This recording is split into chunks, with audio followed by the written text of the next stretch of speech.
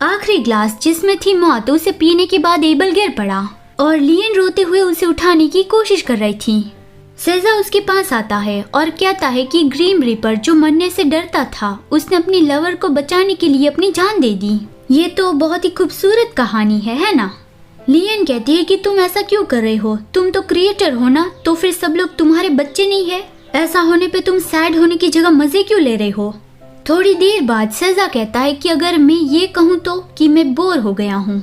लियन उस पर चिल्लाने वाली थी लेकिन सेजा उसे रोकते हुए कहता है कि अगर मेरा सिर्फ एक बच्चा होता या फिर 2 या 3 होते तो फिर उसकी मौत होने पे मैं जरूर ही सैड होता, लेकिन अगर मेरे अनगिनत बच्चे हो तो फिर मुझे कैसा फील होगा। कोई इमेजिन भी ना कर सके मैं उतने सालों से जी रहा हूँ। उस दौरान मैंने अनगिनत मौत और जन्म देखे हैं। तुम्हारे बॉयफ्रेंड की जैसी लाइफ थी, उससे भी बदतर लाइफ मैंने देखी है। तुम्हारे मुकाबले ये मेरे लिए बहुत ही कॉमन है, बार बार ये रिपीट होता ही रहता है, तो फिर ये मेरे लिए बोरिंग बन गया है। एक दिन मुझे लगा कि मैं एकदम ही पक गया हूँ। भले ही कहानी बदलती रहे लेकिन उसमें लोग जन्म लेते हैं और उसकी मौत होती है, वो कभी बंद नहीं होता। जब तक ये दुनिया रहेगी तब तक ये चलता ही रहेगा। अगर ऐसे ही सब कुछ चलने वाला है तो फिर मुझे ही इसका एंड करना होगा। लेकिन मैंने जब सब कुछ खत्म करने के बारे में सोचा तब ये भी मुझे थोड़ा बोरिंग लगा। इस दुनिया के लोग भगवान और नसीब जैसी चीजों के आगे एकदम ही पालतू कुत्ते जैसे हैं। अगर मैं उन सबको मरने के लिए कहता तो वो बिना कुछ सोचे समझे ऐसे ही मर जाते। तो इसलिए ही मैंने तीनों देवी से शर्त लगाने को कहा जो एक सेंट ढूंढ रही थी। मैंने कहा कि एक ऐसी दुनिया है जहाँ पे कोई भगवान है ही नहीं, वहाँ से हम एक इंसान को यहाँ पे लाएंगे। लियन, तुम्हारी वजह से ही पिछले कुछ साल मेरे बहुत ही मजेदार रहे।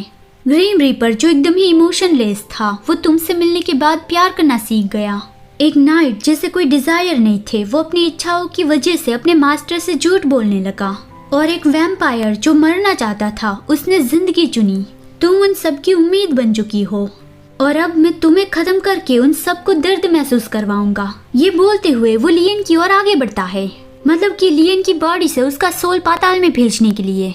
लेकिन तभी आसान ने डार्क लॉर्ड को इशारा दिया और डार्क लॉर्ड ने असुर को। असुर ने ल्यूस वाला पोर्टल खोला और वहाँ से करीन यहाँ पे पहुँच गया और सेजा को रोक लिया।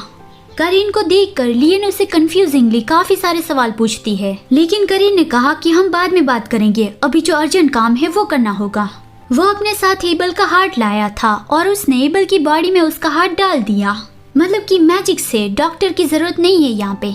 एबल के मरने की वजह से उस पे जो कर्ज लगा था वो डिस्ट्रॉय हो गया है, लेकिन उसी वजह से ही एबल फिर से रिवाइव नहीं हो पाएगा। पर अभी एबल के पास लियन है। लियन अगर एबल पर से सारे लाल धागे तोड़ देगी और उसे हील कर देगी तो उसका हार्ट अपने आप ही ठीक हो जाएगा। लेकिन सेजा ने कहा कि मैं ऐसा नहीं होने दूंगा और वो लियन पर अटैक करने आता है।